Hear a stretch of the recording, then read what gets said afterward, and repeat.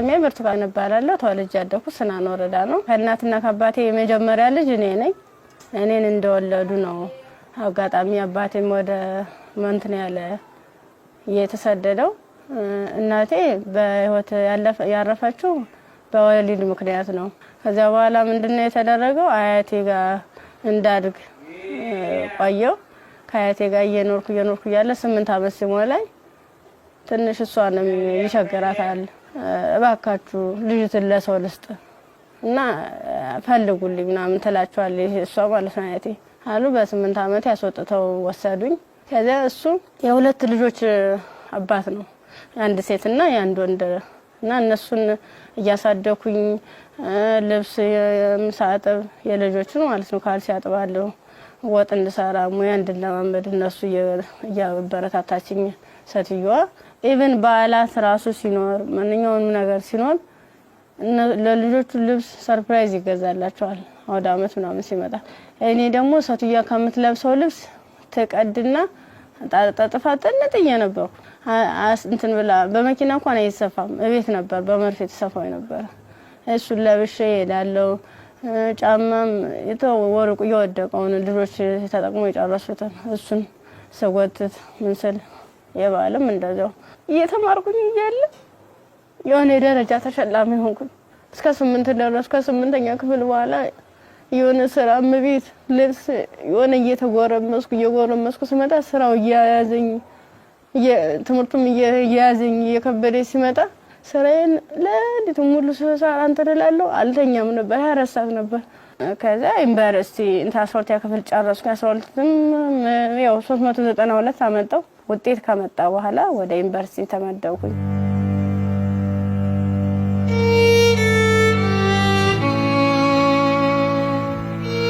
ዲፓርትመንት መረጥ በፋርማሲ ስገባ በቃ እነሱ ራሱን ማበረታታት ጀመሩ። አይዞሽ ኢቭን ደፍተር እስክሪብቶም የሃንዳውትም ሙሉ ነገሩን እየሸፈኑልኝ ነበር እነሱ ነበሩ ቢሮ ላይ ማለት ነው። አሪፍ ውጤት ነበረኝ። ከዛ መጨረሻ ላይ ልክ 1 አመት ተማር፣ 2ኛ አመትም ተማር። 2ኛ አመት ላይ የተወሰነ ረብሻ ይከሰታል በሰዓቱ ማለት ነው። ረብሻ ሲፈጠር ምንድነው 3 ሰዓት ነው ከሌሊቱ 3 ሰዓት ላይ እኔ አጋጣሚ ከልጆች ጋር እንትን ነበርኩ ላይብራሪ ነበርኩ። እኔ ወደ ውስጥ ስንመለስ ውስጥ ላይ የሆነ ሰው ሲተኩስ ከውጭ ላይ ይቀባበላሉ። ከዛ ኧረ ምንድነው በዚህ ውጡ በዚህ ወረዱ እንዲ ወንበስ በሉ እንትን ታኙ ተንበልበሉ ምናምን ይሉናል። ከዛ ልክ እየተኛን እየተሳብን እንደባብ እየተሳብን እየሄርን እያለ መጨረሻ ላይ እዚህ ጋር ግቡ በቃ እናምልጥ እንደዚህ ያለን ሰዎች ለካ ውስጥም ውጭ የሚተኩሱ የነበሩት እነሱ ናቸው። ውጭ ላይ ስንል ምንም የተጠቀለብስ አልለበሱም። ከዛ አንደኛው ትጥቅ የለበሰው እዚህ ጋር ግቡ ምክንያቱም እንደዚህ ድብልቅልቁ እየወጣ ነው እንዴ ህይወታችን ማትረፍ አትፈልጉም ሲለን እሺ ብለን ታርጋብገመን ሁላችን ሰዎች አንድ ላይ ወጥተን ገባን። አንድ ላይ ገባን። በቃ ፍስፍስ አርገው ይዘው ሄዱ። እየከለሉ ሄዱ። ምንድነው ወደ ጫካው ስንዳረስ ሰውነታቸው መከለል ጀመሩ። ያ ማለት ምንድነው አይናቸው ብቻ እንድትታይ ነገር ግን ሌላ አካላቸው እንትና ሙሉ ብረት ነገር ነው። ስንገባ ምንድነው ኖርማል ወታደር ነበር። ግን እኔ ምን እዚያው ላይ እየቀየሩን ምን ሰዓት እንደቀየሩ ማላየናቸው።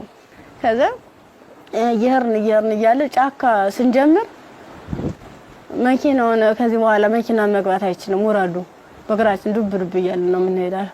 ልክ በግራችን እየሄርን እያለ እንትን አይናቸው ብቻ እንድትታይ ሌላቸውን ሸፈኑና ጸጉራቸውን ገለጡት። ያኔ ኬፕ ነገር ነበር የለበሱ። ጸጉራቸውን ሲሉት እንደሽ ቀጥ ያለ ነው። እንሄዳለን መንገዱ ያልቅም። 6 ሰዓት ፈጀብን።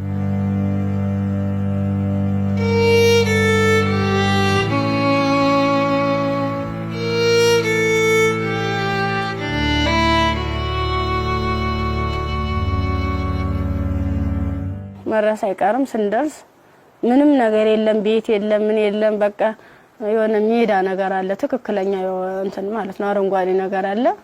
እዚህ ጋር ስፖርት ስሩ፣ ይሄን ስልጠና መውሰድ አለባችሁ፣ በዚህ ነው አሁን ያመጣናችሁ ምንድነው እናንተን ፈልገናችሁ ነው በቃ ለትጥቅ ስለፈለግናችሁ ስልጠናዎችን መውሰድ አለባችሁ መማር አለባችሁ ከዛ ሳናቸው ይዋን እያደር ትንፍስ እንዳትሉ እና ዳቦ ሲሰጡ እንደ ዳቦ ነው እንደ ንስ እያሉ ነው እንደዚህ የሚወረውሩልን ማለት ነው አይጠጉንም ሁሉ ከዛ እየወረወሩልን እያነሳን እንበላለን ያው ሆድ አይደለም ይርበናል ምን ጠጣው ውሃ ስናጣ ደግሞ በለበስነው ልብስ እየዘፈዘፍን ምንጭ ነገር እናገኛለን ወራጅዋ ዝም ብሎ ቆሻሻ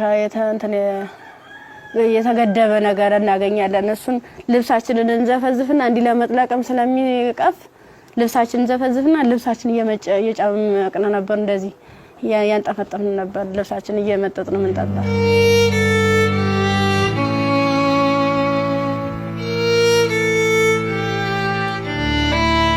አመት ከ6 ወር ከሞላ በኋላ በቃ ስራችንን እንጀምር ይለዋል አንደኛው ማለት ነው ስራችንን እንጀምር ፕሮሰሱ አልቋል ያቀርነው ጊዜም እስከዚህ ነበር ምን ፈልገውን ነገርም ተሳክቶልናል አሁን ደግሞ እንቅስቃሴ እንጀምር ዳይ ምናምን አሉና መጀመሪያ ላይ ልብስ ነው አውልቆ የታዋን ሙሉ ልብሳችንን አውልቀን ነው እንግዲህ እንደንተን ሶስቶቹ አራቶቹ ተሄዱ በኋላ እኔ አምስተኛ ላይ ነበርኩ በአምስተኛው ሰዓት ላይ ምንድነው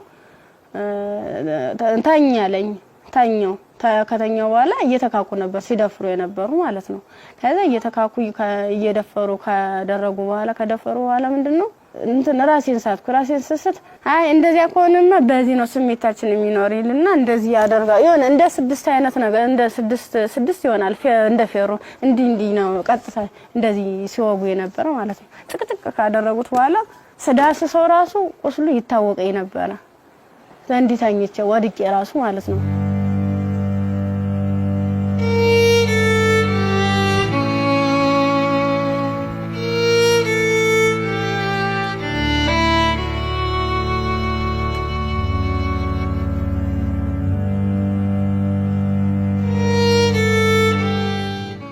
ካንገት በላይ ደግሞ እንትን በምንድነው ጭንቅላቴ ነው ሁለቴ ሲመታኝ የኛው ተከፈተ ጭንቅላቴ ማለት ነው እንደዚህ ያድርገዋል ማለት ነው ሌላስ ምን ይሻላል ከዛ የሆነ እንትን የሚልም ነገር አለ ቢላ ማለት ነው በሱ ይፈቀፍቀዋል ጻጉሬን ማለት ነው ሲፈቀፍቅ እየደማ ነበር በዚህ ሚተለትላሉ እንደምላጭ አይነት ነገር ይዘዋል የሁሉ ትልትል ነው ይሄን ማህፀኔ ከተጨቀጨቀ በኋላ ምንም አላስታውስ ተጣል ምን ሆነ ግን ምንድነው በስድስተኛ ቀና በየን ተሰል ምንም ነገር የለም ከጎኔም ረሳለ ከጎኔም ልጅ ተርትላለች በቃ ከሷ የተሻልኩ ስለሆነ የለበስኩትን አረቄን ልብሴን ሙሉ ጫርጌ አውልቄ እንትን አሰርኩት ተንትኑ ጋር አጣብቄ አስሬ እየጎተትኩ ያ ማለት ምንድነው እኔ ሙሉ አካል ስላለኝ ነው ያንስ አድርጌ ነበር እየጎተትኩ ይተላቀስ ርያል በቃ አርቃንሽን ሆነሽ በጣም ነው የሚያሳዝነው ቁምጣ ነበረች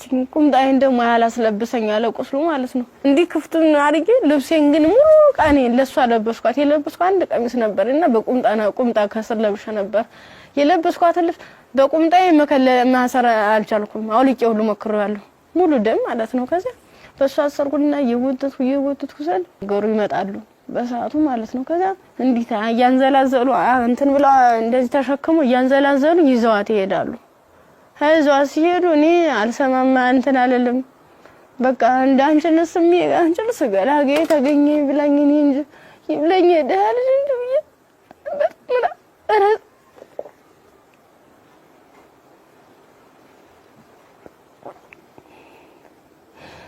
ይብለኝ እኔ እንጂ ብዬ ያርኩኝ ከዛ ያርኩኝ አላቀዋልኩኝ ሀገሩን እንዳልጠየቅ ምኑን ልጠይቃቸው በቃ ውስጥ የተጨነቀው ሁሉ መጨረሻ ላይ ጫካውን ስጨርስ ከተማ አገኙ ከዛ አባቴ እኔ ምን ዩኒቨርሲቲ ተማሪ ነበርኩኝና ልብሴን አጋጣሚ ልብስ ለብሼ እጅ ሌባ ወስዶብኝ ነው እስኪ ማከ ገዛልኝ አልኩ ስገዝለው 50 ብር ሚላ ሳናገኝ ከሱ ላይ 50 ብር ከፍሎ ለካ አንድ ጥቁር አይነት ነገር ነው እሷን አለበሰኝና በቃ ለንዲጅሽ ሊሊ ብሎ ዩኒቨርሲቲ ሲሄድ ቀጥታ ዳይሬክተሩ ቢሮ ነው የገባሁት ከዛ ቀጥታ ዳይሬክተሩ ቢሮ ስገባ ምንድነው ሙሉ ነገሩን ካየ በኋላ ህክምና ውስጥ እንደገባ ማህፀኔ እንዲታሸግ ከአንገት በላይ ያለው እንዲታሸግ ተደረገልኝ አሳሸገኝ እያለ በቃ ሰለቹኝ ማለት ቁስሉም ሊድን አልቻለም። እነሱም ከአቅማቸው በላይ ሆነ። እኔ አማራጭ ምንድነው ዩኒቨርሲቲው ትምህርት ቤቱ ፊት ለፊት መለመን ጀመርኩኝ።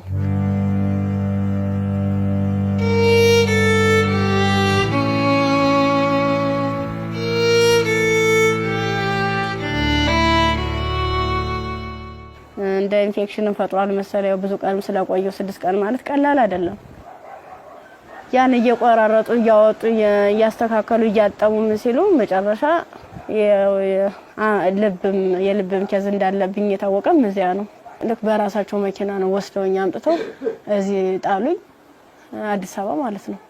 ከዛ አዲስ አበባ ሲጥሉኝ ምንድነው ወዴት ልሂድ በቃ ህይወት መስቀልቅል እንዳለብኝ እብድ ሆንኩኝ፣ አበርኩኝ። ከጊዮርጊስ ወደ ማርያም ሄድኩኝ። የማርያም ቀን ነው ልሂድ እስኪ ምናምን ብዬ ሰው በሚሄድበት እየተከተልኩ ስል ቅድስት ማርያም ይላል።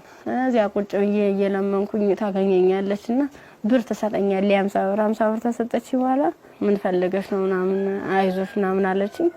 እኔ ኮሌጅ ተማሪ ነኝ እና በዚህ ረብሻ ምክንያት ነው እንደዚህ ተፈጠረው። እንዴት ላድርግ እንዴት ልሂድ ብለሽ አልኳት። የት ልሂድ ብለሽ ስላት አይ እንደዚህማ ከሆነ ከኒል እንትን ጤና ጣቢያ እንወሰደሽ ብሎ ጤና ጣቢያ ሲሄድ የምጥ መርፌ ሰጡ። እስቲሽ አደረጉ። ከተወለደ በኋላ በጣም ራበኝ። በቃ ምኑን ላጥበው ማጣው ሳጣ ሲርበኝ ማዘር ተሬዛ ጋር መጣሁኝ። ምን ላድርግ አልኳት። በቃ ጨለመብኝ፣ እባክሽ አስገብኝ ስላት ከጎንሽ አለን ብላ መድኃኒቶቹንም ያንዳንዱ የሕክምና ክትትሎችን እያደረጉልኝ ውስጥ ላይ ከነሱ አቅም በላይ የሆነውን ሪፈራል ተጻፈልኝ። በረንዳ ላይ የነበርኩት ወደ ቤት እየተቀየረ ሰው ቤት ማደር ጀመርኩ። እያልኩኝ በእነሱ ጥረት በእነሱ ጥንካሬ በማዘር ተሬዛ ማለት ነው ለልጁም ሆነ ለኔ ሕክምና ወጪዎችን እያንዳንዱ እየሸፈነች እሷ እንደ እናት ሆና እየመከረችኝ እያጽናናችኝ እንባዬን እያበሰችኝ ነበር። አንድ እሷ ናት።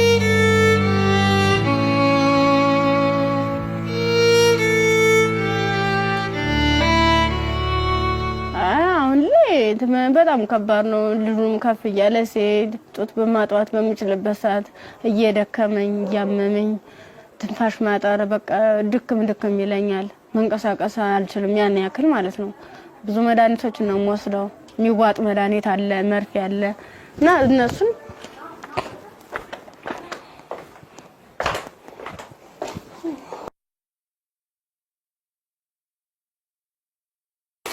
እነዚህ ነው መድኃኒት እየወሰድኩ ያለ። በቃ እነዚህ የሚዋጥ መድኃኒት አለኝ፣ መርፌ አለኝ። ይሄን ነገር ነው እየወሰድኩ ያለው እና ይሄን መድኃኒት ስወስድ ደግሞ ለኔ የሆነ ማለት ምግብ ያስፈልገኛል። ምበላው መጠጣው የለም። መታየት ነው። ደረቅ ኮቸሮ ነው። አሁን ቅድም እንደውም ሳዘጋጅ ነበር። ኮቸሮ እዚህ አለ ዘፍዝፌ ነው የነው የበላው። አሁን የራስ በራስ ብሏል።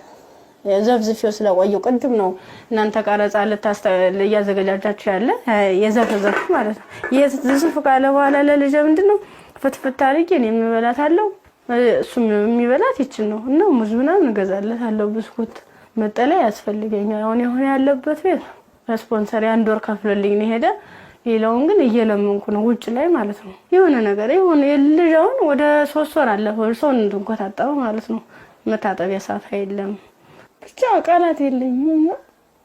በቃ የድረሱልኝ ምን አንድም በቃ ወደ ፊትስ ምን አይነት ህይወት ነው የሚኖረው? ምንድነው የማደርገው? ለምን ነገር በጣም እየራበኝ ነው። በቃ ራበኝ አልቻልኩም።